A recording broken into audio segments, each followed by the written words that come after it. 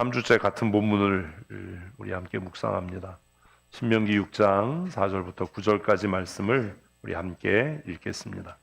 이스라엘아 들으라, 우리 하나님 여호와는 오직 유일한 여호와시니 너는 마음을 다하고 뜻을 다하고 힘을 다하여 내 하나님 여호와를 사랑하라.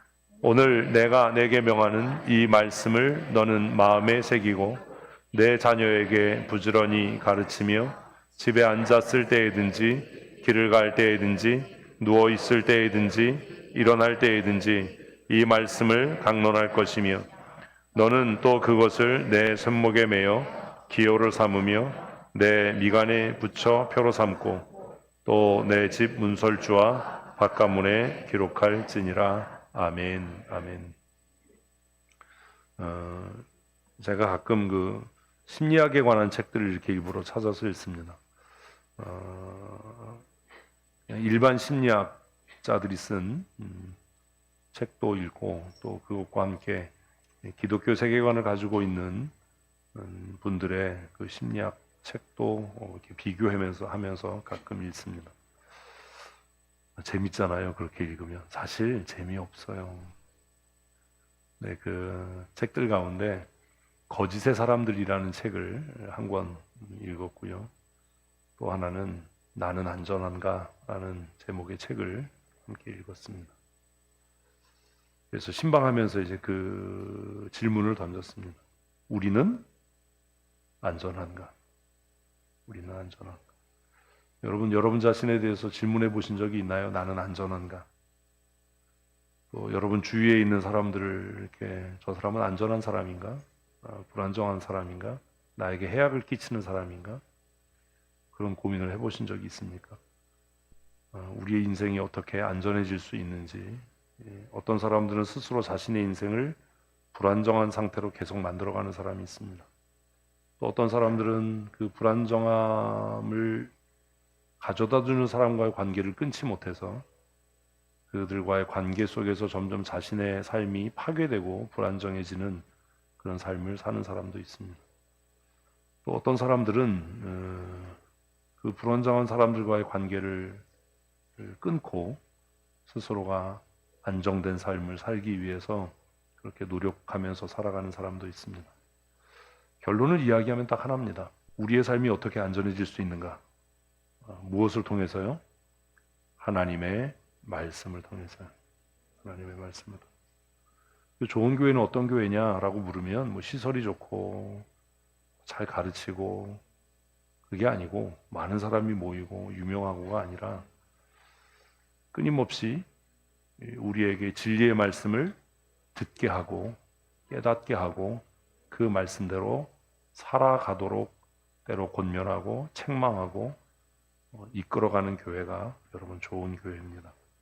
평생 그런 교회에서 신앙생활 하시고 또 제가 이제 이런 이야기를 요즘에 자주 하는 이유는 제가 이제 8년밖에 안 남았거든요. 9년, 길어야 9년밖에 안 남았는데 여러분들이 지금부터 기도하셔야 할 것은 제 후임으로 오는 목사님이 지금처럼 여러분들을 하나님의 말씀으로 강력하게 이끌어갈 수 있는 그런 우리의 삶을 안전하게 이끌어갈 수 있는 신실한 하나님의 사람이 우리 교회에 담임 목회자로 부임할 수 있도록 지금부터 기도하셔야 되고 또 그 결정과 선택은 다 여러분에게 달려있는 거니까 여러분 스스로 말씀을 읽고 묵상하고 듣고 깨닫는 연습과 훈련을 계속해서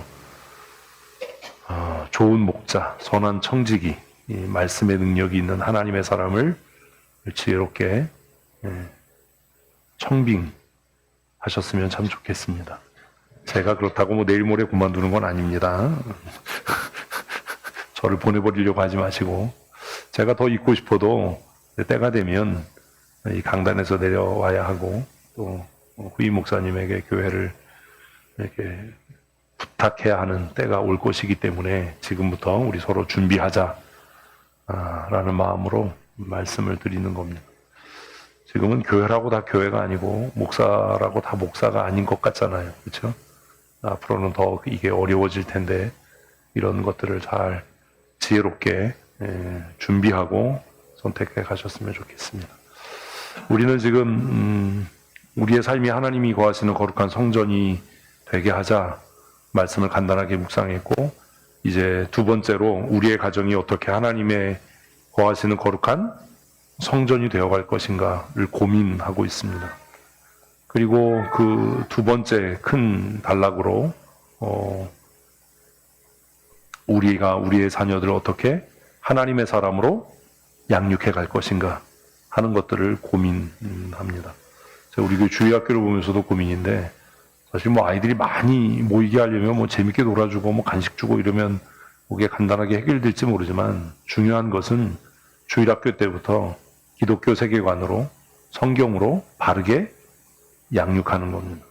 우리 주일학교가 그런 주일학교가 될 수 있도록 여러분 기도해 주시고, 또 이 일을 위해서 수고하는 교사들이 정직한 마음과 선한 양심과 또 하나님의 말씀으로 우리 아이들을 잘 이끌어갈 수 있도록 기도하실 때 함께 기도해 주시기를 부탁드리겠습니다. 신명기 6장 4절부터 9절까지는 성경 전체의 금령, 요약이라고도 이야기합니다. 특별히 믿음의 거룩한 계보를 어떻게 이어가야 할까라고 하는 것에 대한 명확한 답이고 지침입니다. 그런데 이 신명기 6장 4절의 첫 부분은 어떻게 시작하지요? 들으라 이스라엘, 이스라엘아 들으라로 시작합니다. 사실 한정적인 명령인 거죠. 모든 사람이 다 들을 수 있는 게 아닙니다. 모든 사람이 다 듣는다고 해서 다 깨달아지는 것도 아니라는 겁니다. 누구에게만 해당되는 거예요? 이스라엘에게만 해당이 됩니다. 이스라엘이라는 이름은 하나님과 겨루어, 사람과 겨루어 이기었다라는 뜻을 갖고 있는 단어입니다. 그러면 어떻게 혈과 육을 가지고 있는 우리가 하나님과 겨루어서 이길 수 있는가? 사람과 겨루어 이길 수 있는가라는 질문을 당연하게 해야 되는 거죠. 이스라엘이라는 이름은 야곱의 새로 고쳐진 이름입니다. 야복강가에서 야곱이 하나님의 사자를 붙잡고 몸부림치고 씨름할 때 해가 떠올랐고, 하나님의 사자가 이제 나를 놔서 가게 하라라고 말씀하실 때에, 당신이 나를 축복하지 않으면 내가 당신을 놓을 수 없습니다 라고 야곱이 끝까지 버티지요. 환도뼈가 부러졌음에도 불구하고 그는 생명을 걸고 그렇게 메어 달립니다. 그때 하나님의 사자가 야곱에게 묻습니다. 너의 이름이 무엇이냐? 야곱입니다. 이제부터 너의 이름을 사람의 발꿈치를 잡은 사람, 사람을 넘어지게 하는 사람이 아니라, 사람을 속이는 사람이 아니라 이제 너의 이름을 하나님과 사람과 겨루어 이긴 사람이라고 불려지게 될 거다. 그래서 너의 이름을 이스라엘이라 해라 라고 말씀합니다. 그래서 이스라엘이라는 뜻은 하나님과 겨루어 또 사람과 겨루어 이긴 자. 그래서 이런 좋은 말들은 다 이단들이 가져가는 거예요. 그래서 어떤 그 정신 나간 어떤 분이 자기를 이긴 자라고 하잖아요. 이긴 자다. 정신이 없는 거죠. 창세기에서 말하는 이긴 자는 어떻게 이긴 거예요? 하나님 앞에 몸부림치고 회개함으로요. 그래서 호세아는 그 야복강의 사건을 다시 언급하고 회고하면서 야곱이 하나님 앞에 눈물로 부르짖어 기도해서 그가 생명을 구했다. 그는 하나님과 겨루 이긴 자다라고 그렇게 정의합니다. 이 말씀에 해당되는 사람 누구냐? 그들은 하나님 앞에 은혜를 입은 자들이고, 그들이 어떻게 하나님 앞에 은혜를 입은 자들이냐? 자신의 의지와 생각, 열심으로가 아니라 하나님 앞에 모함으로, 눈물로 간구함으로, 부르짖어 기도하고 회개함으로 새 이름을 얻은 자들. 그래서 그게 고민인 거예요. 그래서 고민인 거예요. 왜 설교를 듣는데 깨달아지지 않을까? 왜 이 말씀이 내 삶에서 아무런 역할을 하지 않는가? 신방하면서 하나님의 사람으로 산다는 것은 하나님의 말씀이 내 안에서 강력하게 역사하는 거다. 하나님의 말씀이 내 삶을 이끌어가는 것이 하나님의 사람이지, 내가 결정하고 생각하고 고민하고 상의해서 선택하는 것이 나는 확신하다고 믿는다. 이게 하나님의 사람의 삶이 아니라는 거예요. 성경은 뭐라고 말씀하시는지, 하나님은 말씀을 통해 나에게 무엇을 요구하시는지를 적어도 고민하고 그 말씀을 따라 자신의 삶의 방향을 이끌어가는 사람들. 그들이 누구라고요? 이스라엘인 거죠. 우리 춘천성도교의 모든 성도들이 내 생각과 내 뜻, 내 결정과 내 선택이 아니라 하나님의 말씀에 의해서 우리의 인생이 이끌어지는 하나님의 사람, 승리한 믿음의 사람들 되시기를 축복합니다. 모든 사람에게 해당되는 말씀이 아닙니다. 이 말씀은 어떤 자들에게요? 구원받은 자들, 하나님과 겨루어 이긴 자들. 그래서 신명기 6장 12절은 다시 이렇게 설명합니다. 함께 읽습니다. 너는 조심하여 너를 애굽 땅 종되었던 집에서 인도하여 내신 여호와를 잊지 말고. 그래서 이스라엘이 누구냐?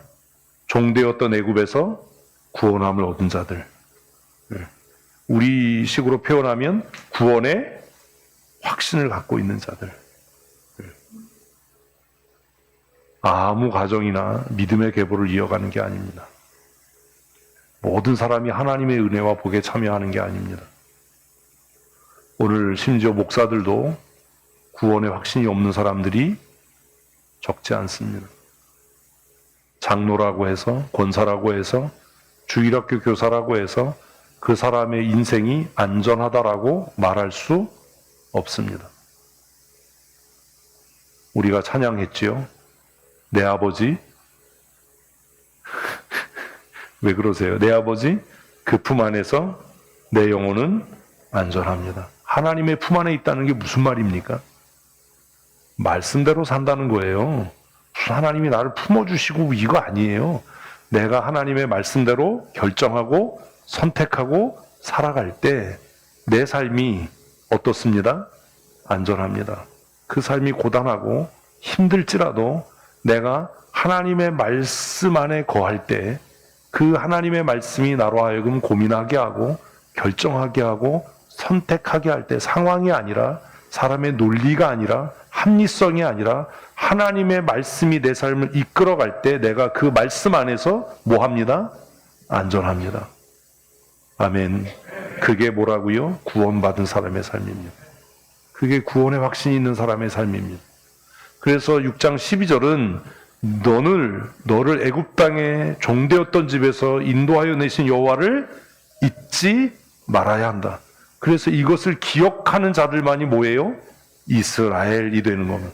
이것을 잊지 않고 기억하는 사람들만이 하나님의 사람, 거룩한 믿음의 계보를 이어갈 복의 사람으로 사는 것입니다.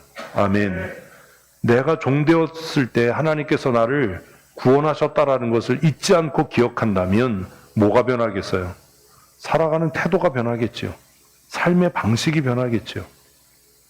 우리 모두가 하나님의 말씀을 듣고 우리의 삶을 고쳐가는 들으라 이스라엘이라고 선포된 우리의 죄에서 우리를 구원하신 여호와를 잊지 않고 살아가는 믿음의 사람으로 사는 성도들 이시기를 축복합니다. 다시 4절 말씀으로 돌아오면 들으라 이스라엘이라고 선포한 이후에 같이 읽습니다. 우리 하나님 여호와는 오직 유일한 여호와이시니. 왜 하나님이 유일한 여호와이십니까? 하나님께서 유일한 여호와이신 증거가 무엇입니까? 여러분의 그런 증거가 있습니까? 여러분에게 여러분의 삶에 하나님 외에 다른 신이 없다라고 하는 증거가 있습니까? 그리고 여러분은 그것을 어떻게 증명하며 살아갑니까? 하나님께서 그냥 말로 우리 하나님 여호와는 오직 유일한 여호와시니라고 말씀하신 것이 아니라 하나님께서는 스스로 나 외에 다른 신이 없다라는 것을 증명하셨습니다. 14절 말씀입니다. 너희는 다른 신들 곧 내 사면에 있는 백성의 신들을 따르지 말라. 왜 이렇게 말씀하신 거예요? 왜 이 말씀이 진리이고 진실이에요? 하나님께서 하나님 외에 다른 신이 없다는 것을 어떻게 증명하셨죠? 애굽에 내린 10가지 재앙을 통해서요. 애굽에 내린 10가지 재앙은 애굽 사람들에 대한 심판의 의미도 있지만 애굽에 내린 그 10가지 재앙, 나일강이 피가 되고 마지막에 장자가 죽게 되는 그 10가지 재앙을 통해서 하나님께서는 하나님 외에 다른 신이 없다, 나 외에 다른 신이 없다라는 것을 스스로 증명하신 겁니다. 그 10가지 재앙 우리가 다 아는 것처럼 그 10가지 재앙은 애굽의 여러 신들 중에 가장 강력한 신들이었습니다. 애굽 사람들이 신으로 섬겼던, 그들이 의지했던 가장 강력한 신들, 그 신들이 사실 실존하는 신도 아니고 능력 있는 존재도 아니고 아무것도 아니다라고 하는 것을 하나님께서 애굽에 내린 10가지 재앙을 통해서 증명하신 것이지요. 그리고 그것을 증명하시면서 내가 너희의 하나님이다, 너희는 내 백성이다라는 것을 확실하게 증명하기 위해서 무엇을 하셨어요? 애굽 땅에 10가지 재앙이 내려지는 중에 고센 땅만을 구별해서 그 고센 땅에 재앙이 내리지 않는 일을 행하셨습니다. 9번째 재앙이 애굽 전역에 흑암이 뒤덮는 재앙이었습니다. 그러나 성경을 보면 고센에는 빛이 있었습니다. 애굽 전역이 어둠으로 뒤덮였을 때에 하나님께서 고센을 비추셔서 고센에 살고 있는 이스라엘 백성이 내가 택한 나의 백성이다라고 하는 것을 애굽 사람들에게도 이스라엘 백성들에게도 깨닫게 하셨던 겁니다. 그리고 마지막 그 죽음의 재앙을 하나님께서 애굽에 쏟으실 때에 이스라엘 백성들에게 어린 양의 피, 염소의 피를 임방과 문설주에 발라서 그들 가운데 한 사람도 생명을 잃지 않도록 하심으로 내가 너희를 속량했다, 내가 너희의 하나님이고 나 외에 다른 신이 없다라고 하는 것을 하나님께서 증명하시고 증거하신 것입니다. 여러분에게 묻습니다. 여러분의 삶에 하나님 외에 다른 신이 없다라는 증거와 증명이 무엇입니까? 여러분, 교회 다닌다고 여러분이 하나님의 사람이라고 착각하지 마십시오. 습관적으로 예배의 자리에 와 있고 교회에서 이것저것 팀장을 하고 진장을 하고 집사가 되고 권사가 되고 장로가 됐다고 내가 하나님의 사람이라고 착각하지 마십시오. 우리가 구원받은 하나님의 사람이라면 우리의 삶에 하나님께서는 여러 차례 나 외에 다른 신이 없다라는 것을 보이셨을 겁니다. 우리로 하여금 깨닫게 하도록 하셨을 겁니다. 여러분의 삶에 그런 증거가 있냐라는 거예요. 찬송에 어떤 가사가 있습니까? 예수로 나의 구주 삼고 성령과 피로써 거듭나니. 그 찬송의 후렴에 보면 이것이 나의 간증이요, 이것이 나의 찬송일세. 이것이 뭡니까? 내가 하나님의 백성이고 하나님 외에 다른 신이 없다는 증거를 내가 경험했다. 예수로 나의 구주 삼고, 그 찬송에서도 이것이 나의 간증이요, 이것이 나의 간증이요, 하나님 외에 다른 신이 없다라는 증거를 나는 이렇게 체험했다.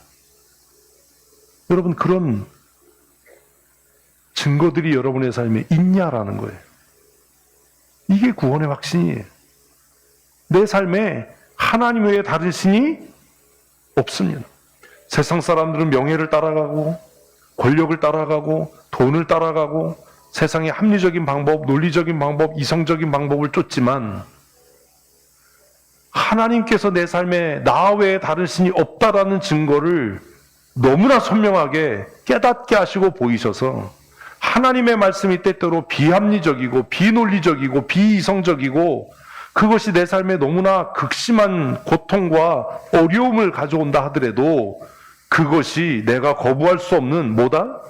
내가 구원받은 증거다라고 고백하는 것들이 있냐라는 것. 제가 여러분에게 말씀드린 것 중에 하나가 뭐냐 하면 그 증거 중에 하나가 우리가 함께 이렇게 모여서 어렵고 힘들지만 말씀을 묵상하는 겁니다. 제가 많은 회의에 참여하고 많은 목사님들의 말씀을 들을 기회가 있습니다. 너무 안타까운 게 뭔지 아세요? 행사이기도 해서 그럴 수도 있겠다라고도 생각은 하지만 어떤 때는요, 성경 본문 읽어놓고 성경 본문에 대한 얘기 한마디 없이 말씀이 진행되다 끝나요. 뭐지? 우리가 예배하는 것은 무엇을 듣기 위해서인데, 말씀을 듣기 위함인데, 말씀에 대한 주해도 없고, 말씀에 대한 설명도 없고, 적용도 없습니다. 어쩌면 우리 교회 예배가 우리의 마음에 부딪힘이 되고 걸림이 되고 힘듦이 되는 것은 너무나 적용이 선명하고 강력하기 때문 아닙니까? 유대인들이 바리새인들이 예수님의 말씀을 듣고 돌을 들어서 그를 치려고 했던 것은 예수님의 말씀의 적용이 그들에게 너무나 큰 아픔이 됐기 때문 아닙니까? 그래서 예수님께서 내가 보이는 어떤 표적으로 인해서 나를 돌로 치려고 하느냐라고 말씀하실 때 유대인들은 네가 행하는 표적 때문이 아니라 무엇 때문에? 너의 말 때문에, 그 말이 우리를 상하게 하고 찔리게 해서 우리가 너를 돌로 치려고 하는 거다. 그런데도 깨달음이 없습니까? 하나님께서 우리를 이 거룩한 믿음의 공동체 안으로 부르신 것이 어쩌면 하나님 외에 다른 신이 없고 하나님이 나를 사랑하신다는 가장 강력한 증거 아니겠습니까? 저는 그렇게 믿습니다. 제가 성경을 읽을 때마다, 말씀을 묵상할 때마다 내 마음이 뜨거워지고 그 말씀이 깨달아지는 것이 하나님이 과연 나를 목사로 부르신 증거이고 내가 하나님의 사랑받는 하나님의 사람이라는 증거라고 나는 확신합니다. 너무 삶이 재밌잖아요. 텔레비전 드라마를 봐도, 그냥 영화 한 편을 봐도 저는 그것이 그냥 하나님께서 내게 말씀하시는 말씀 같은 거예요. 그래서 다른 사람들이 이해하는 거하고 좀 달라요. 그래서 때로는 드라마가, 영화가 제 말씀의 소재가 되기도 하고 제 스스로 저를 고민하고 돌아보게 하는 그런 일들이 되기도 합니다. 하나님 외에 다른 신이 없다. 오직 여호와는 유일한 너의 하나님이시다. 하나님이 말씀으로 그렇게 우기신 것이 아니라 이스라엘 백성들에게 돌이킬 수 없는 무엇을, 증거를 주시고 보이셔서 이스라엘 백성들이 그 언약의 말씀을 따라서 하나님 외에 다른 신이 없습니다. 다른 사람들이 섬기는, 우리의 사방의 모든 주민들이 섬기는 그 신은 헛된 우상입니다. 우리 예배 전에 찬양했잖아요. 영광을 돌리세. 우리 하나님께. 세상의 모든 신은 헛된 우상이니. 헛된 우상이니.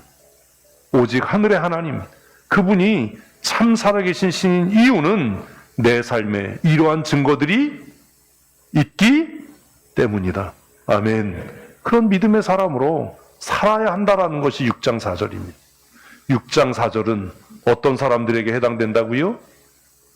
살아계신 하나님을 경험한 자들이요. 6장 15절 말씀을 다시 우리 함께 읽습니다. 너희 중에 계신 너희 하나님 여호와는 질투하시는 하나님이신즉 너희의 하나님 여호와께서 내게 진노하사 너를 지면에서 멸절시킬까 두려워하노라. 왜 하나님만을 섬기고 왜 유일한 하나님만을 경외하라고 말씀했느냐? 15절이 설명하는 거예요. 하나님은 어떤 분이라고요? 질투하시는 하나님이. 우리는 하나님은 사랑이시다라는 말에 너무 익숙합니다. 강단마다 써있고 이러니까 하나님은 사랑이시다. 우리가 무슨 짓을 해도 하나님 용서하실 거다. 아니요.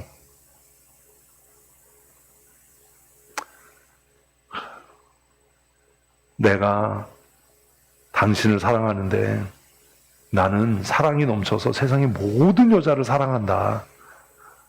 여러분, 이게 사랑입니까? 왜 웃으세요? 응? 아니잖아요. 하나님은 사랑이시다라는 말이 갖고 있는 그 이중성이 뭐냐면, 너 나 말고 다른 것 사랑하면 죽여, 이거예요. 살벌한 얘기예요. 하나님은 사랑이시다가 우리가 무슨 짓을 해도 용서하실 거야. 하나님은 사랑이니까 우리가 무슨 짓을 해도 하나님은 우리를 사랑으로 감싸. 15절 아니라니까요. 하나님께서 우리를 사랑하시는 사랑은 어떤 사랑이에요? 연인의 사랑이에요. 질투가 아니고 연인의 사랑이에요. 연인의 사랑이에요. 연인의 사랑. 연인의 사랑은 어떤 사랑이지요? 나만 바라봐. 사랑을 한 번도 안 해보셨나 봐요. 참 불행한 인생을 사셨군요. 연인의 사랑은 어떤 사랑이에요? 내가 너를 위해 모든 걸 할 수 있어. 내가 너를 위해 내 생명도 내어줄 수 있어.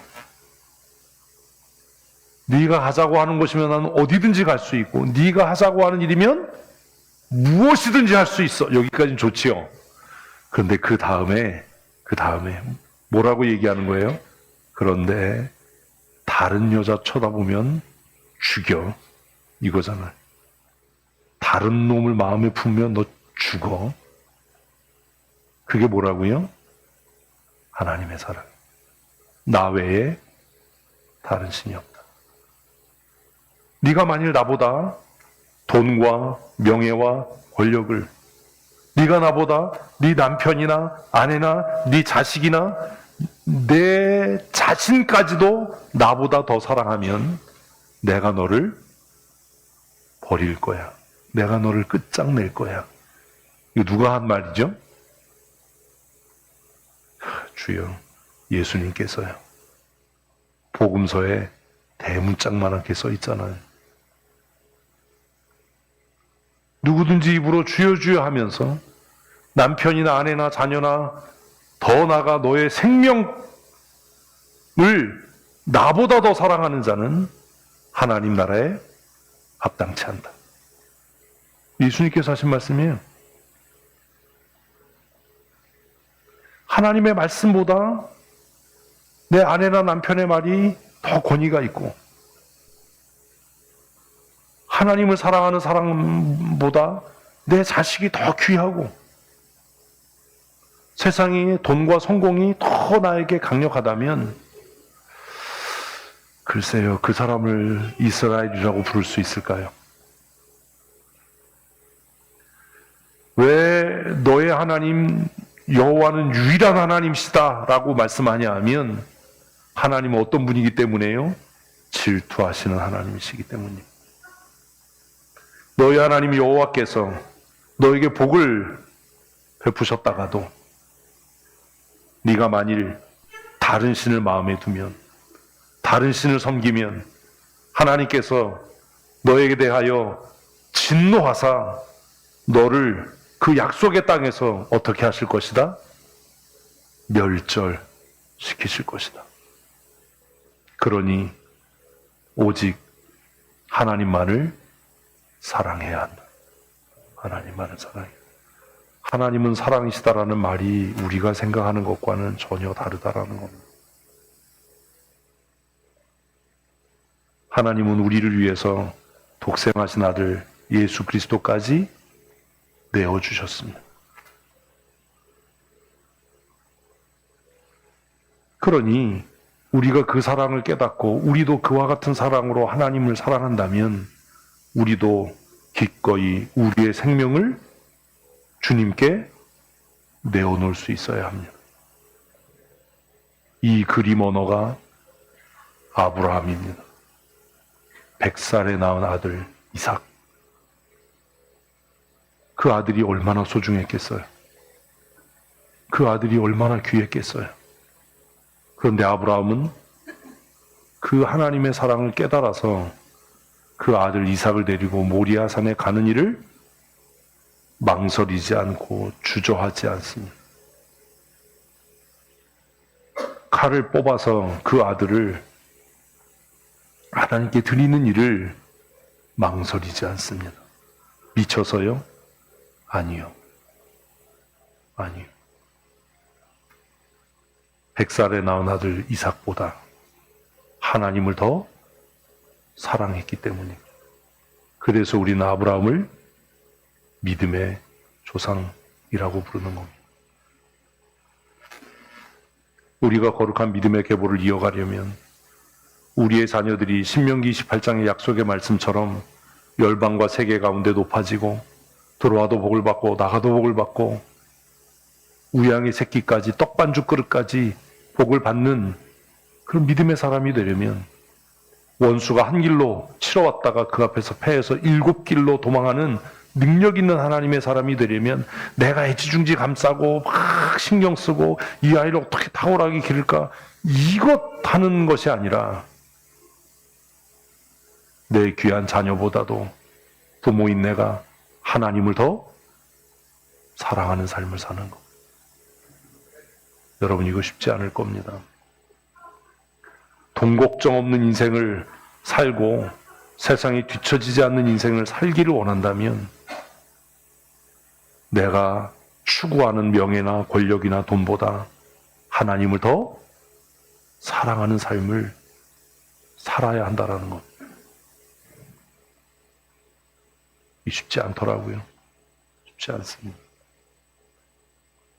그렇게 신실하게 목회하던 목사님들도 마지막에 엎어지고 넘어지는 게 뭐죠? 명예와 돈과 권력입니다. 그게 그렇게 쉽지 않습니다. 그래서 바울 사도는 날마다 나를 쳐서 십자가 아래 복종시킨다. 내가 다른 사람에게 복음을 전한 이후에 하나님께 버려질까 봐 두려워서 나는 나 자신과 싸운다 라고 고백했던 것 아닙니까? 그래서 그는 로마서 7장에서 처절한 고백을 하지요. 오라, 나는 곤고한 사람이다. 오라, 나는 곤고한 사람이다. 누가 이 사망의 몸에서 나를 건져낼 수 있겠네. 내가 마음으로는 하나님의 법을 따르지만 내 안에 또 다른 법이 있어서 나로 하여금 끊임없이 안락함과 편안함과 명예와 권력을 추구하는 나의 추악함을 내가 본다. 누가 나를 이 사망의 몸에서 건져낼 수 있겠는가? 그리고 그의 후반부 서신서에서 그는 답을 이야기합니다. 뭐라고요? 오직 하나님의 사랑이 나를 강권하신다. 하나님의 사랑이 나를 강권하신다. 내가 내 생명을 내어줄지라도 내가 자랑할 것이 없음은 내가 이것을 부득불 행함이라. 왜? 하나님의 사랑이 나를 강권하여서. 신명기 6장은 그걸 이야기하는 겁니다. 오직 여호와 외에 우리가 경외할 만한 다른 신이 없다. 우리가 만일 입으로 하나님을 사랑한다라고 이야기하면서 내 자식, 내 가정, 내 아내, 내 남편, 내 명예와 내 권력, 돈을 추구한다면 하나님께서 우리를 그 언약의 땅에서, 그 약속의 장소에서 어떻게 하실 것이다? 멸절시키실 것이다. 내 자존심, 내 체면이 내 우상이 되지는 않았는지를 돌아보아야 하지 않습니까? 우리는 4월 달에 또 직원 투표를 하게 될 겁니다. 교회들마다 직원 투표하고 나면 왜 그렇게 시험에 드는 사람이 많지요? 왜 그렇게 낙심하는 사람들이 많지요? 이유는 딱 하나입니다.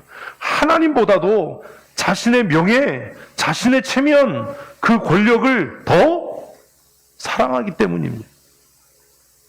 신학생들이 제일 많이 부르던 찬양, 요새는 그런 거 잘 안 할 거예요. 뭐요? 이름 없이, 빛도 없이. 이름 없이 빛도. 아골골짝 빈들에도 복음 들고 가오리다. 그런 성도가 어디 있습니까? 내가 이렇게 수고했는데 그쯤 인정받는 게 뭐가 잘못됐냐? 내가 저 사람보다 뭐가 못해서 내가 이 투표에서 떨어져야 되냐?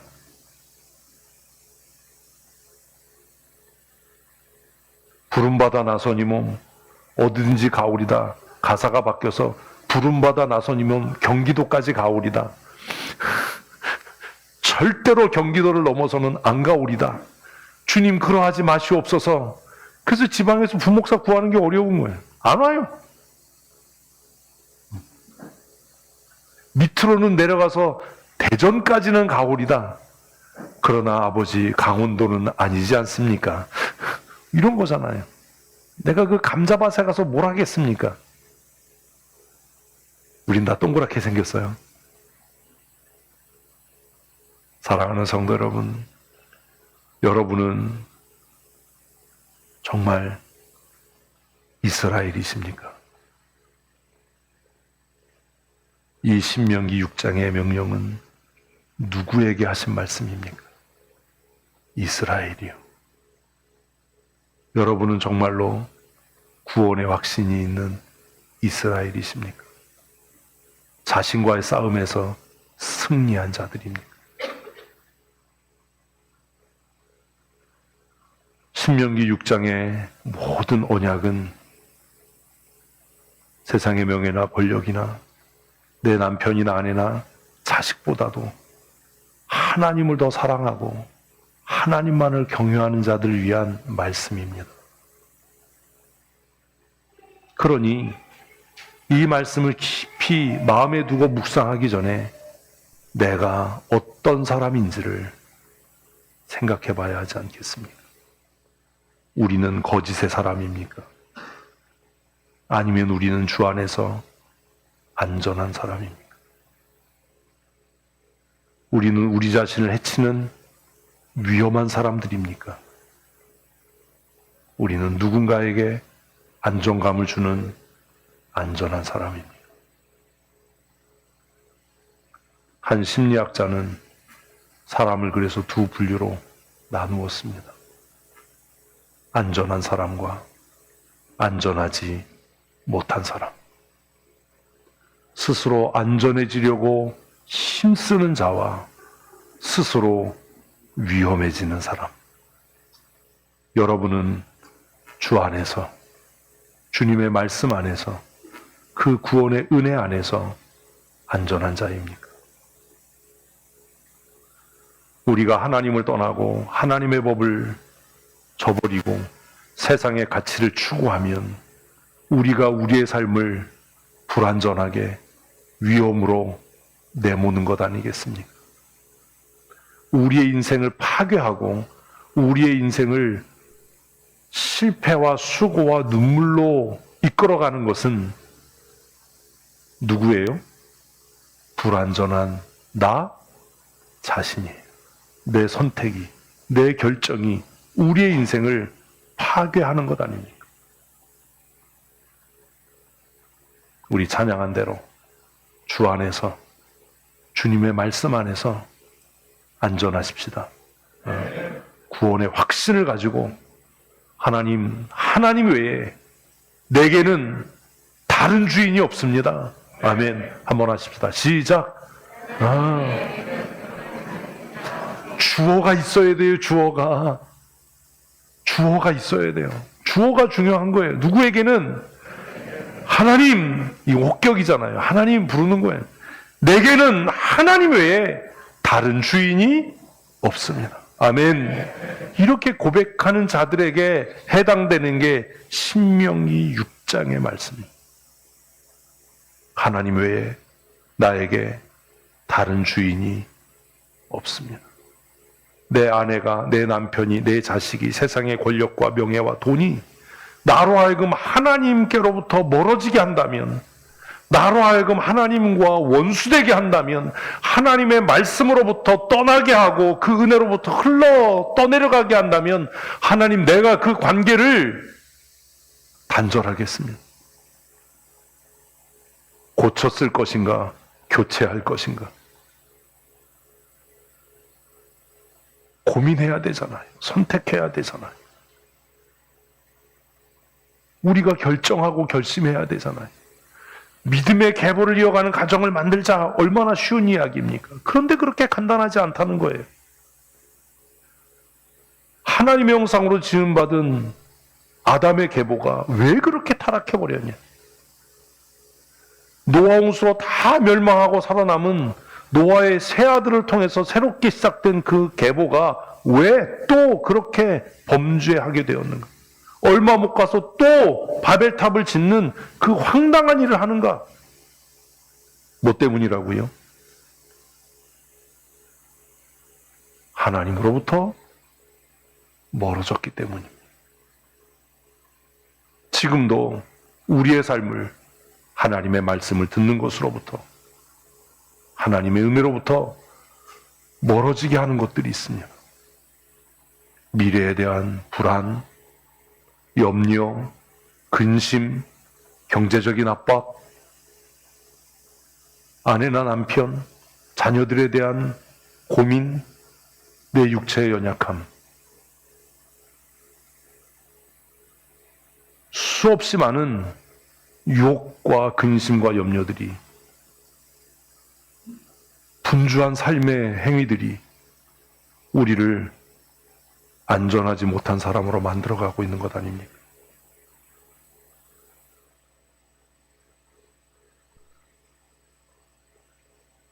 우리가 이스라엘이 아니라면, 구원의 확신이 없는 자라면, 하나님 외에 수없이 많은 우상들을 우리의 마음에 두고 살아가는 자들이라면 이 신명기 6장의 말씀을 묵상하는 것이 우리에게 무슨 의미가 있겠습니까? 신명기 28장의 그 은혜와 복이 우리와 무슨 관계가 있겠습니까? 사랑하는 성도 여러분, 하나님의 말씀 안에서, 주 안에서 안전하십시오. 저는 자부합니다. 우리 교회가 정말로 좋은 교회인 이유는 하나님의 말씀이 선포되고 그 말씀 때문에 고민하고 그 말씀 때문에 우리가 힘겨워지기 때문에, 힘들지 않으면 더 좋겠지만 그래서 안전한 겁니다. 주 안에서 우리는 안전해야 합니다. 그것이 6장 4절 들으라 이스라엘이라고 하는 선포입니다.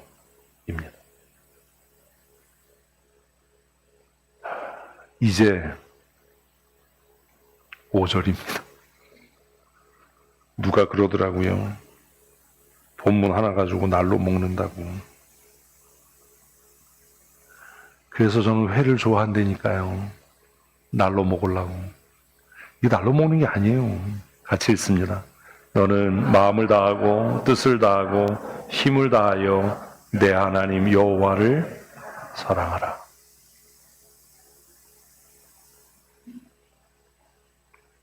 지난주 복습하는 거예요. 이게 지금 뭐 하라고요? 하나님을 사랑해야 한다. 마음을 다하고 뜻을 다하고 힘을 다하여 여호와를 사랑하라 라고 말씀하셨는데 그것에 대한 설명이 18절이에요. 같이 읽습니다. 여호와 보시기에 정직하고 선량한 일을 행하라. 내 생각이 중요하지 않아요.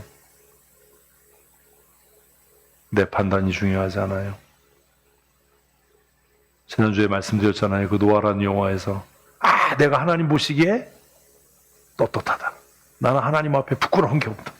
네 생각이지. 네 생각이지. 가인의 후회. 네 생각이지.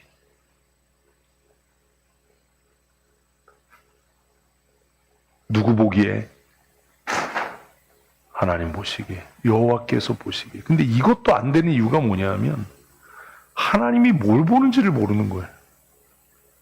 하나님의 기준이 뭔지를 모르는 거예요. 그냥 우리에게는 뭐만 있어요? 내 기준이요. 근데 많은 사람이 또 그 자기 자신의 기준이 뭐예요? 감정이요. 논리적인 것도 아니에요. 합리적이지도 않아요. 내 감정, 내 생각, 내 생각에, 내 감정에 내가 옳다. 뭐 아무 의미 없습니다. 하나님을 사랑한다는 것을 18절은 뭐라고 이야기한다고요? 여호와께서 보시기에 정직하고 선량하냐. 너의 결정이, 너의 선택이, 너의 생각과 말과 태도가 너를 구원하신 하나님 보시기에, 유일하신 하나님 보시기에 어떠냐? 정직하고 선량하냐. 우리는 이 얘기 안 하고요. 항상 뭘 얘기를 하죠? 내가 처해 있는 상황, 내 환경, 내 입장, 지금의 상황에서 이게 최선이고 지금 내 입장에서 이렇게 할 수밖에 없다. 그러니 나는 당당하고 떳떳하다. 아무 의미 없다니까요. 왜요? 하나님이 우리가 처해 있는 상황을 모르시겠습니까? 내가 내 상황에 살 수 있는 게 전부다라고 이야기할 때 우리는 하나님의 전지하심과 전능하심을 부정하는 겁니다. 하나님은 지금 우리가 어떤 상황에 있는지를 우리 자신보다도 잘 아십니다. 그러니 상황과 환경이 변명과 핑계가 되지 말아야 합니다. 우리가 해야 할 일은 그냥 하나님 보시기에 정직하고 선량한 일을 행하는 겁니다. 이렇게 하면 하나님께서 우리에게 복을 주실 터이지만, 그러나 우리가 하나님 보시기에 정직하고 선량하지 않으면 깨알같이 작은 글씨로 이렇게 써놨는데 이건 안 읽으셔도 된다라는 거예요. 뭐겠어요? 멸망과 저주의 선포예요. 그 땅에 들어가서 여호와께서 내 모든 대적 앞에서 너를 쫓아내시겠고 내 조상에게 맹세하신 아름다운 땅을 차지하리니 여호와의 말씀과 같으리라. 그렇게 하면, 다시 이제 정리하십시다. 이 전체 명령이 누구에게 하신 말씀이라고요? 전심으로 하나님을 사랑하는 자예요. 전심으로 하나님을 사랑. 그리고 이 말씀은 오늘이라는 말로 6절로 이어집니다. 오늘. 이 오늘이라는 말은 today라는 뜻이 아닙니다. 이 오늘이라는 말의 원어는 창세기에 있는 날이라는 단어입니다. 욤이라는 단어. 제가 이런 짓 잘 안 하는데 신명기 6장이 이게 잘 이해가 안 돼서 욤, 날. 우리 성경에는 뭘로 번역됐어요? 오늘이라고 하는 현재성을 강조하기 위해서 지금이라고 번역을 했어요. 근데 원어에서는 이게 지금, 오늘, 당장이 아니라 뭐요? 날. 창세기에 이는 첫째 날이라, 이는 둘째 날이라 하고 썼을 때 그 단어 욤이라는 단어로 쓰여졌어요. 그래서 오늘이라는 단어를 우리가 좀 우리식으로 다시 이해하면 내가 살아가는 모든 날 동안이에요.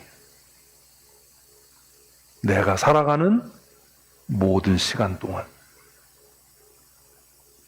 오늘이라는 이 단어는 내가 숨쉬고 존재하고 살아가는 모든 시간 안에, 직장에 있든 가정에 있든 무엇을 하든 그 모든 시간들 가운데라는 뜻입니다.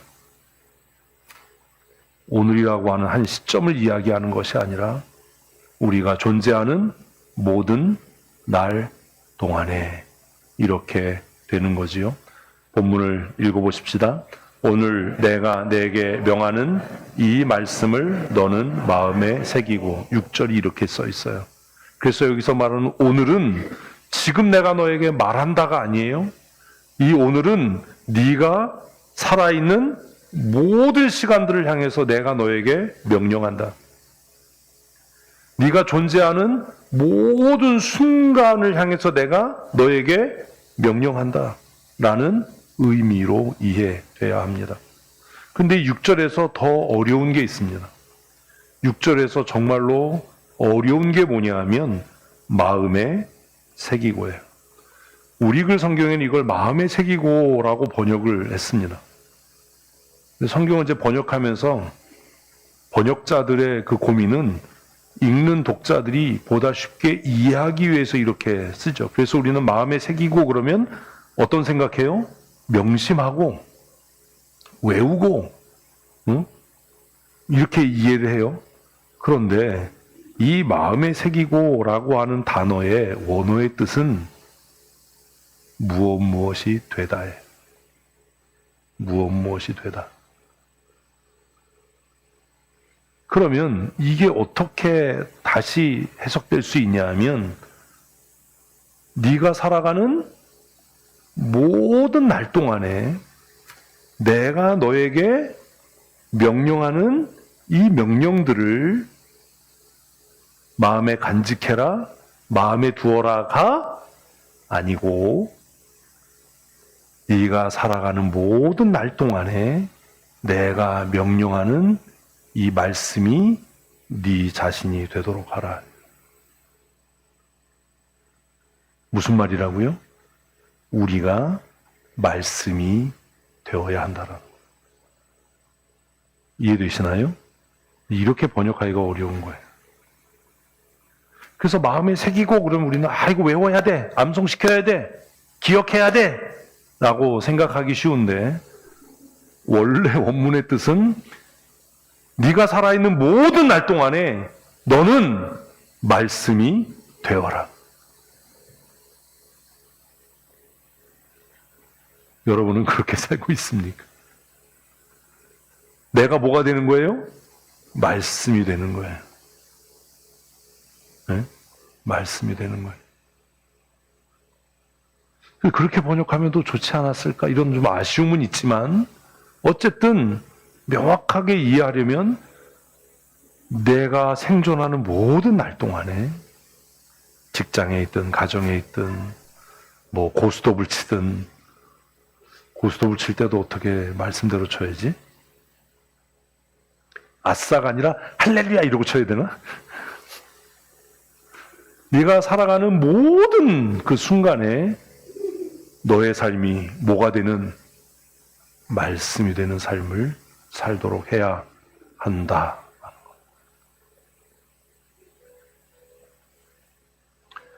그래서 그냥 쉽게 쓰면 내가 내게 명령하는 말씀으로 살아라. 말씀이 되라. 예. 쉽지 않겠죠? 그래서 이런 겁니다. 아, 내가 이렇게 결정했어. 내가 이렇게 선택했어. 라고 할 때 나는 뭐 거기에 대해서 뭐 찔림이 없어. 나는 뭐 당당해. 내 상황에서 내 형편에서 내가 최선을 다한 거야. 이게 내가 할 수 있는 최선이야. 우리는 그렇게 이야기하고 생각할 때가 있잖아요. 그 아무 의미 없다는 거예요. 이 말씀대로라면 이제 내가 어떤 결정을 했어요. 내가 이렇게 하기로 했어. 그랬더니 옆에서 그걸 들은 사람이 아, 네가 뭐가 됐구나. 아, 진짜 네가 뭐가 됐구나. 말씀이 됐구나. 우리식으로 표현하면 네가 뭐 말씀대로 결정했구나. 아이, 네가 말씀대로 선택했구나. 이렇게 살라는 거예요. 이해되셨습니까? 여러분들이 어떤 선택과 결정을 했을 때 여러분의 자녀들이 보면서 아, 우리 엄마가, 우리 아빠가 뭔가를 결정하고 선택했는데 그게 뭐대로? 말씀대로 선택한 거야. 상황 논리가 아니라 현실적인 문제가 아니라 경제적인 이유가 아니라 무엇대로? 말씀을 따라 선택한 거야 라고 여러분의 자녀들이 뭐 할 수 있도록? 납득하고 이해하고 판단할 수 있도록 하라는 거예요. 말씀이 되도록 해라. 그래서 때때로 자녀들이 볼 때 이상하다. 왜 이렇게 결정하지? 왜 이렇게 힘든 일을 하지? 라고 해서 아빠 왜 이렇게 어려운 일을 해요? 왜 이렇게 힘든 일을 해요? 라고 하면 뭐라고요? 말씀대로 살기 위해 그런 거야. 이렇게 말할 수 있어야 비로소 우리가 이스라엘로 사는 거예요. 왜 이렇게 결정했어요? 왜 이렇게 선택했어요? 그러니까 아, 이게 그래도 좀 쉬운 것 같아서, 이게 조금 경제적으로 유익이 되는 것 같아서, 이게 너희들 공부하는 데 도움이 될 것 같고 너희들이 성공하는데,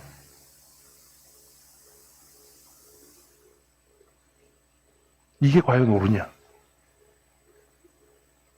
또 교회 안에서도 여러분들이 어떤 결정과 선택을 하고 우리 교회에서 이렇게 합시다, 이런 결정을 합시다 라고 할 때 그걸 듣는 성도들이 아, 저분이 뭐대로 말씀대로 선택했네, 말씀대로 결정했네.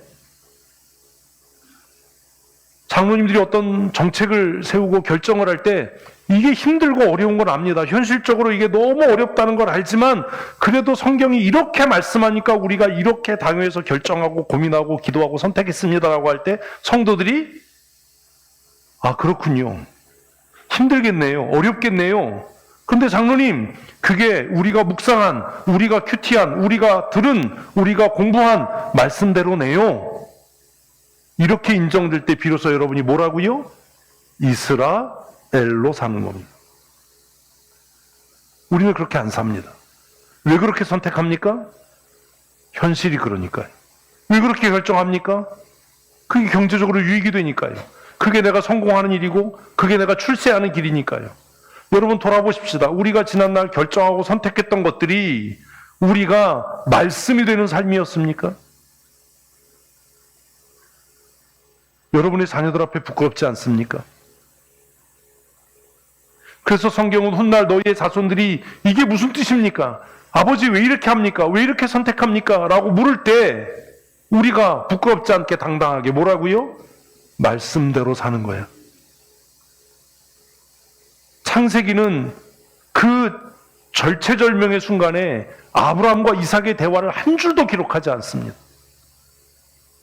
오히려 산 밑에서 이삭이 이야기합니다. 아버지, 칼도 있고 나무도 있고 불도 있는데 하나님께 제물로 드릴 어린 양이 어디에 있습니까? 그때 아브라함의 대답이 무엇이었습니까? 하나님께서 준비하실 거야. 이 말을 바꾸면 하나님이 너를 잡아 제물로 드리라고 했어. 나는 이해할 수 없어. 100살의 아들을 주셨는데 이제 와서 하나님께서 뜻을 바꾸셔서 너를 번제물로 드리라고 하신 말씀을 나는 이해할 수가 없고 납득할 수가 없어. 그런데 하나님께서 그렇게 말씀하셔서 내가 뭐가 되기로 했다? 말씀이 되기로 했다. 내가 말씀대로 살기로 했고 너는 이제 내 아들이 아니라 하나님의 말씀이 되어야 한다. 그 얘기를 창세기는 여호와께서 친히 자기를 위해서 준비하실 거다. 그리고 모리아산에 올라가는 거예요. 이삭이 나무를 치고 아브라함이 칼을 차고 이삭이 횃불을 들고, 그리고 정상에 올랐을 때 아브라함은 이삭이 보는 앞에서 여호와께 번제로 드릴 제단을 쌓았어요. 그때쯤 됐으면 누구는요, 이삭은 뭐 했어요? 알아차렸겠죠. 아, 내가 이제 드려져야 하는구나. 내가 번제물이 되어야 하는구나. 이삭은 번제물이 됐습니까? 말씀이 됐습니까? 이해되십니까? 우리의 삶이 뭐가 되는? 말씀이 되는. 인간적으로 이해가 안 되고 납득이 안 되고 설명이 안 되고, 여러분 100살에 낳은 아들을 잡아서 제물로 드린다는 게 납득이 됩니까? 이해가 됩니까? 무슨 믿음의 조상 아브라함을 뭐 어쩌고저쩌고, 그게 말이 되는 소리입니까?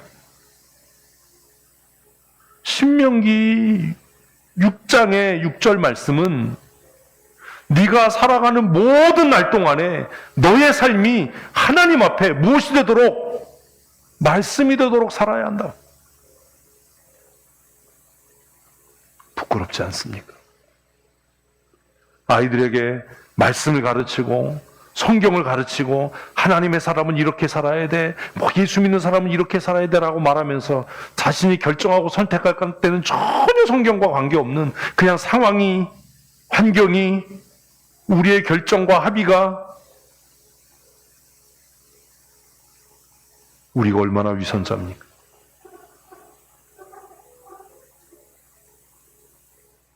아버지 아브라함이 칼을 뽑아 들었을 때 이삭의 눈을 보지 않았겠습니까? 칼을 뽑아든 아버지 아브라함의 눈을 보면서 이삭은 무슨 생각을 했겠습니까? 아, 우리 아버지는 비로소 지금 뭐가 되었구나? 말씀이 되었구나.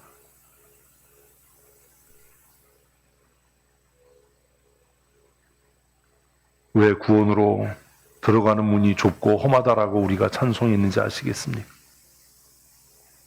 구원으로 인도하는 그 문은 참 좁으며 생명으로 인도하는 그 길은 참 험하니, 오늘 이 말씀대로라면 내가 말씀이 되는 그 길은 참 험하고, 내가 말씀으로 살아가는 그 문은 좁고 그리로 들어가는 사람이 많지 않지만, 신명기 6장에 하나님께서 나를 이스라엘이라 부르시고 하나님 외에 다른 신이 없다라고 하는 증거를 내 삶에 보이셨으니, 이제 6절의 명령대로 내가 무엇이 되는? 말씀이 되는. 제가 예전에 말씀드렸잖아요. 성경을 읽으면서 성경에 우리가 밑줄을 치는 게 아니라 하나님의 말씀이 우리의 인생에 밑줄을 칠 수 있도록 살아야 되지 않겠냐. 요즘에는 교회가 웃기는 쇼들을 하지요. 연말이 되면 말씀 뽑기를 합니다. 올해 하나님이 내게 주신 말씀, 무슨 뽑기 공장도 아닌데, 아니 그 말씀만 내게 주신 말씀입니까? 내가 하나님의 말씀을 뽑는 게 아니라 하나님의 말씀이 내 인생을 조명하고 하나님의 말씀이 내 인생을 설명할 수 있어야 하지 않습니까? 왜 손해보는데 그렇게 합니까? 왜 무시당하는데 그렇게 합니까? 왜 힘겹고 어려운데 그렇게 살아야 합니까? 라고 누가 물을 때 우리가 세상 앞에서 내가 하나님의 구원받은 하나님의 사람이기 때문이다. 나는 내 삶이 하나님의 말씀이 되기를 원한다. 하나님의 말씀은 살았고 활력이 있다라고 하는데 그게 도대체 무슨 뜻이냐라는 거예요. 하나님의 말씀이 살았고 활력이 있어서 좌우의 날성검보다도 예리하다라는 말씀은 내가 하나님의 말씀대로 살 때 내 삶을 통해서 나타나는 능력 아닙니까? 이해를 못하는 거예요, 성경을.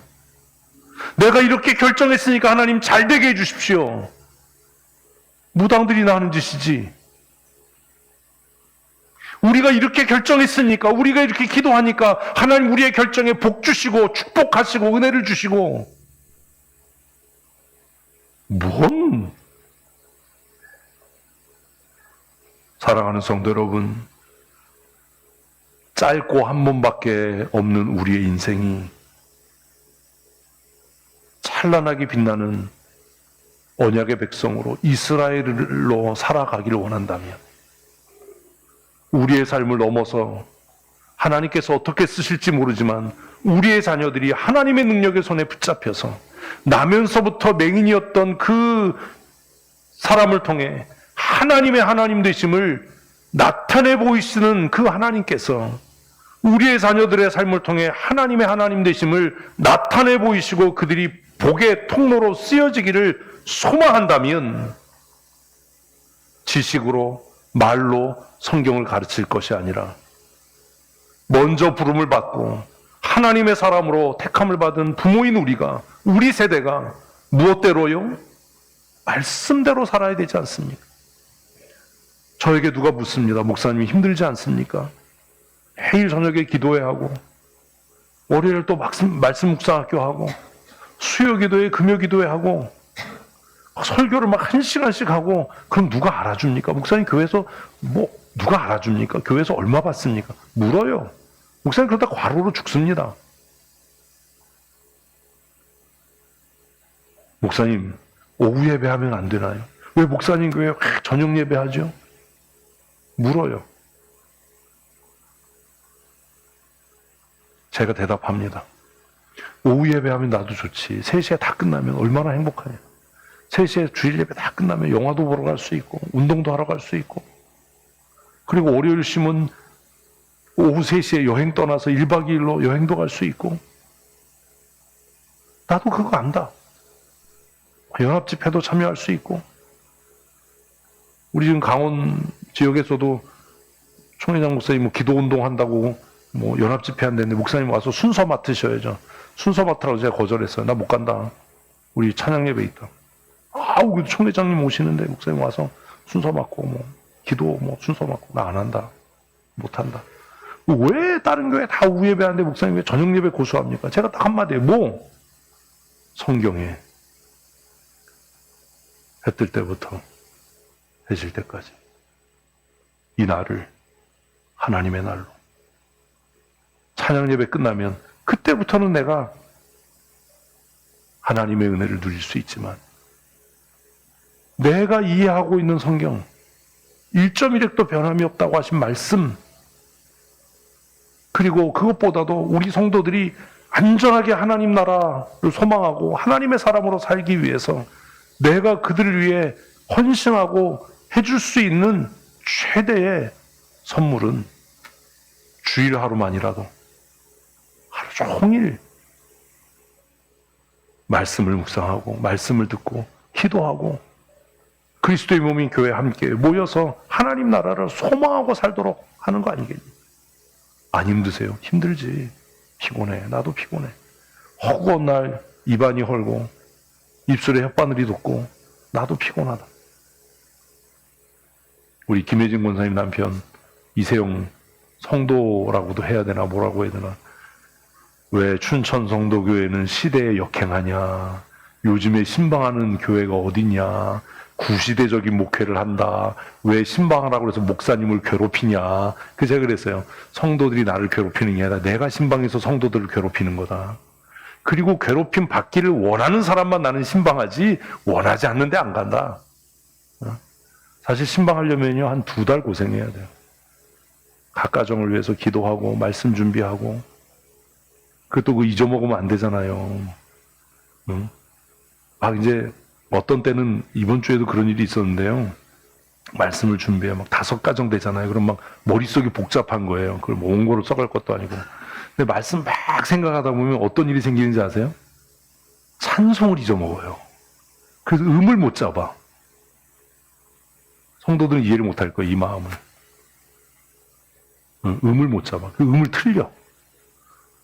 그럼 또 옆에 있는 백성들이 피식. 목사님도 실수 안 해. 그 지들이 또 해. 그럼 또 내가 또 모른 척하고 또 따라가죠.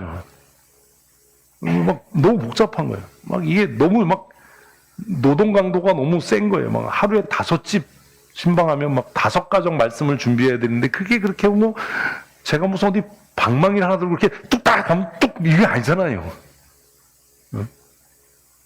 왜 그렇게 하냐? 누가 저에게, 후배 목사님들이 저에게, 목사님 힘들지 않으세요? 우리는 힘들어서 그렇게 못하는데 목사님 힘들지 않으세요? 왜 그렇게 하세요? 가끔 묻거든요. 이번에도 지금 둔내교회하고 철원에서 기도운동 본부 계속 모이거든요. 주일 오후에. 목사님 그래도 우리 교회 그런데 순서 맡으시고 이렇게 하셔야 되잖아. 나 못 간다. 우리는 저녁 찬양 예배로 예배한다. 그것도 많이 양보해서 1시간 땡겨서 6시다. 응? 꾀가 생기는 거죠. 왜 그렇게 하세요, 목사님? 내가 무식해서 그런지 모르지만 내가 알고 있는 주경신학의 모든 학문적인 바탕으로 주일 오후 예배는 옳지 않다. 그거 옳지 않다. 목사가 은퇴하고 집에서 혼자 예배하는 것도 옳지 않다. 지난주에 협박을 받았거든요. 최춘자 권사님한테. 목사님 은퇴하고 집에서 혼자 예배하는 건 예배가 아니지요? 꼭 묻는 게 꼭 그 에덴에 있었던, 뭐 알면서 묻는 그거 있잖아요, 왜? 몰라서 묻는 게 아니라 알면서 묻는, 너 그렇게만 해봐라, 뭐 이런 거. 아니죠. 그래서 아니지요. 그건 아니지요. 그리고 났는데 등골이 오싹하더라고요. 은퇴하고 교회 안 나오면 저 언니가 찾아와가지고 어떻게 하겠구나. 뭐. 사랑하는 성도 여러분, 마음에 두어라, 마음에 새겨라는 말은 명심하라는 말이 아니라 말씀이 되라. 너의 삶이 말씀으로 해석되고 말씀으로 설명될 수 있도록 해라. 너희의 자녀들이 엄마 왜 그렇게 해요? 아빠 왜 그렇게 해요? 힘든데 왜 그렇게 해야 돼요? 왜 그렇게 해야 돼요? 라고 물을 때 뭐라고요? 성경이 그렇게 말씀하니까 나는 그렇게 한다. 그게 이스라엘로 사는 겁니다. 제가 어려서 가졌던 질문이 그겁니다. 참 가난했습니다. 육성회비를 제때 낸 적이 없습니다. 아버지가 예전에는 월급 타면 이렇게 누런 봉투에다 갖고 오셨잖아요. 명세표 이렇게 줄로 띠로 된 거 쫙 있어가지고. 그걸 어머니에게 갖다 주시면 어머니는 저녁에 거기서 먼저 11조 떼고 감사헌금 떼고 그 월급 봉투를 붙잡고 기도하시고 그러셨어요. 제 마음에, 어린 마음에 저거나 줘서 육성회비나 내게 하지, 벌 좀 안 쓰게 하지. 옛날에는 육성회비 왜 애들을 불러가지고 언제 낼 거냐, 약속 날짜 받아와라, 육성회비 안 냈으니까 교실 밖으로 나가라. 아우 진짜 아주 그냥 응? 왜 그랬는지. 그래서 그게 너무 못마땅했어요. 왜 이래야 되나? 왜 이래야 돼? 뭐 올바른 건 아니지만 아침에 밥 하시면 소뚜껑 탁 여셔서 주걱을 경건하게 드시고, 응? 이거 아는 분은 나쁜 분인데, 주걱을 경건하게 드시고, 밥 위에다가 십자가를 쫙 먹으신 다음에 아버지 밥을 드셨어요. 웃기잖아요. 왜 그렇게 하시냐고.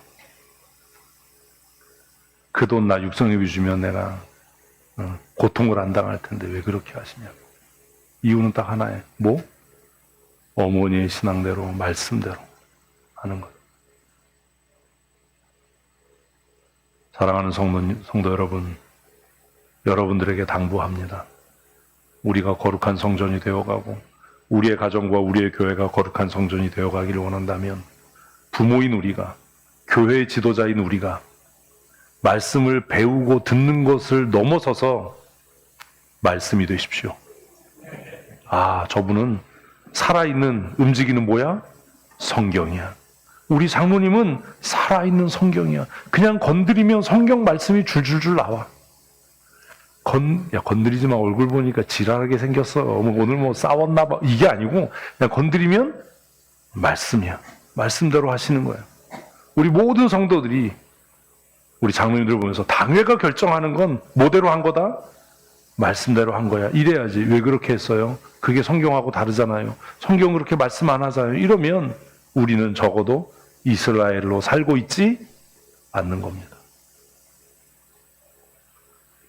이제 6절 했으니 아직도 7절, 8절, 9절